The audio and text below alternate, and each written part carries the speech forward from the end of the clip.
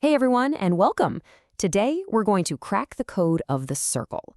From its area to its arcs and all those little slices in between, we're going to unlock the simple formulas that make this amazing shape tick. So, let's get right into it. Just think about it for a second. Ferris wheels, pizzas, clocks. Circles are absolutely everywhere. And the math that describes them, it's not just for dusty old textbooks, it's the language that actually builds and designs these things. This explainer is going to hand you the keys to speak that language fluently.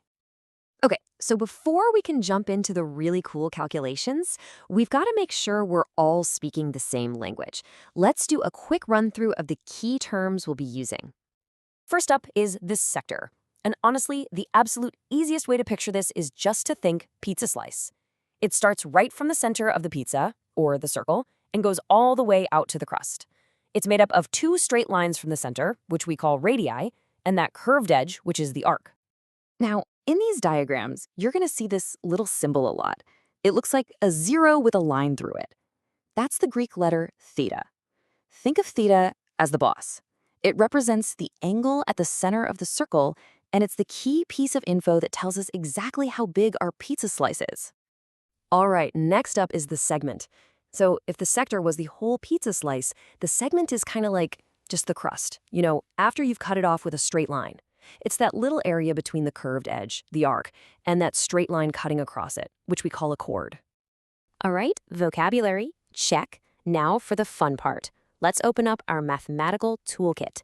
These are the core formulas you're going to need to measure pretty much any part of a circle you can imagine. So when we're talking about length, you can have the whole shebang, the entire distance around the circle, which is the circumference. Or you can just have a piece of it, the arc. And check out how simple this is. The formula for an arc is literally just the circumference formula, 2 pi r, multiplied by a fraction. That fraction is simply the angle of our arc, theta, divided by the total 360 degrees in a full circle. It's that intuitive. And guess what? The exact same logic applies to area. We all know the area of a circle is pi times the radius squared. So what's the area of our sector, our pizza slice? Yep, you guessed it. It's the total area formula, pi r squared, multiplied by that same fraction, theta over 360. You see the pattern here? It's all just about taking a piece of the whole. So what about that crust, the segment? How do we find its area? Well, it's a really clever three-step process. First, you find the area of the entire pizza slice, the sector. Second, you calculate the area of the triangle that's inside it. And finally, you just subtract the triangle's area from the sector's area. What's left over is the segment. Just remember that simple rule. Segment equals sector minus triangle. Okay, theory is great and all, but let's get our hands dirty and see how these tools actually work. We're going to kick things off with a pretty straightforward warm-up problem, taken directly from our source material. Here's the challenge. We've got a circle, and a huge chunk of it, a sector with a 280-degree angle, is shaded in. The question is pretty simple. What's the area of that smaller, unshaded part? So take a good look at the diagram. We know the angle for the big piece, and we know that a full circle is always 360 degrees, right? So what's the very first step you take? How would you figure out the angle of that little slice? All right, here's how it all breaks down. First things first, you gotta find the angle. The full circle is 360, so we just subtract the 280 we know, which leaves us with 80 degrees for the unshaded part. Easy enough. Once you have that angle, you can find its area. It's just 80 over 360, which simplifies to 2/9 of the total circle's area. And that's it. Great. Now that we're all warmed up, let's level up and tackle something a bit more complex, a real-world scenario. We're gonna calculate the different areas in a plan for a playground and a parking lot.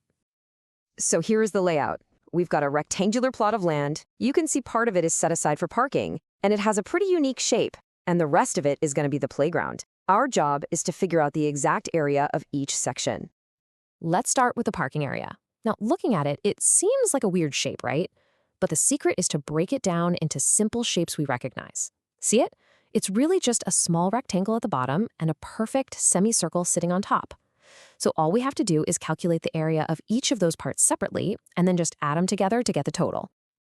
You do the math for both pieces, add them up, and boom. The total area for the parking lot comes out to exactly 19.25 square units. It's a perfect example of how complex shapes are often just simple shapes in disguise. Now for the playground. Now, we could try to break it down into smaller pieces, but there's a much more elegant way to solve this. Notice that the playground is basically a big rectangle with two quarter circles, or quadrants, scooped out of the corners. And what do two quarter circles with the same radius make? A perfect semicircle. So we can just calculate the area of the main rectangle and simply subtract the area of that semicircle. When you follow that logic, the total playground area comes out to 53 square units. The whole solution was about seeing the simple shapes hidden inside the more complex design. Whew, we have covered a lot of ground, from basic definitions all the way to a practical design problem. So let's quickly summarize the circle code that we've revealed today. Here are the key takeaways, your core toolkit. The length of an arc and the area of a sector are just fractions of the circle's total, and that fraction is always determined by the central angle, theta. To find the area of a sector, you just subtract a triangle from a sector. And, probably the most important trick, when you're faced with a weird-looking shape, always look for ways you can add or subtract simpler shapes to find your answer. So there you have it. The code for circles isn't so secret after all. The real question is, now that you have the toolkit, what circles out there in your world are you ready to measure and understand? Thanks for watching.